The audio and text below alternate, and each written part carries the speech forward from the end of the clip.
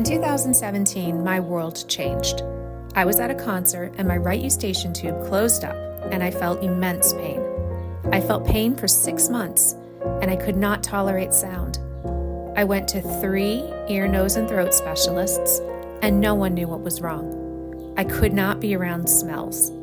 And then the tinnitus started and it never stopped. I was in bed for a year and I couldn't take care of my 10-month-old baby. If it weren't for my planner, I would have no recollection of that horrid time. No doctors knew what was wrong. I was in immense head pain, had a stiff neck, and was always nauseous, and had debilitating dizziness. I lost 40 pounds in 3 months, and I was too sick to drive. My anxiety skyrocketed, and I could barely sleep. I was fatigued by 10 a.m. every day.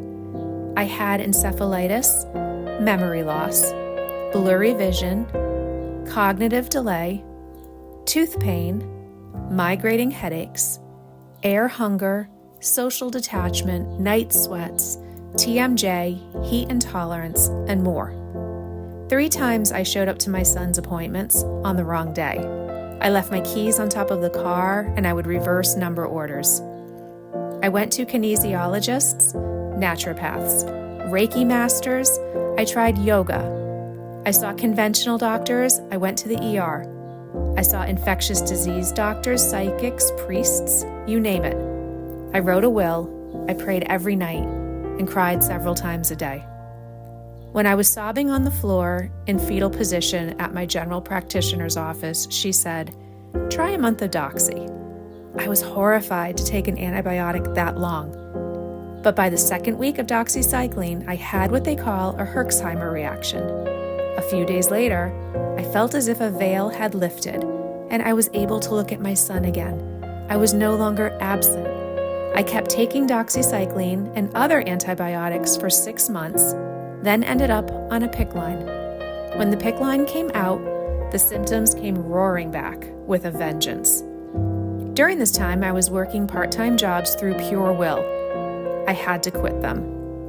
I went to a Lyme doctor and was treated by pulsing heavy antibiotics, and I became 70% better.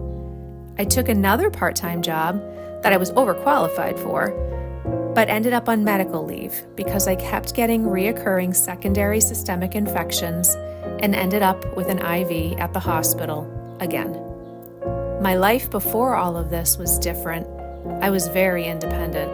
I worked overseas for 5 years. I traveled in a lot of villages. I earned degrees and certifications. I was a guide to young minds, and I had big dreams. I smiled.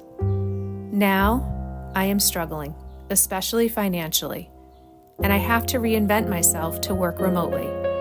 I have had some success as a painter, which has helped me while in the trenches of this battle. Nobody should ever have to mourn the loss of themselves while living, but that is what Lyme does.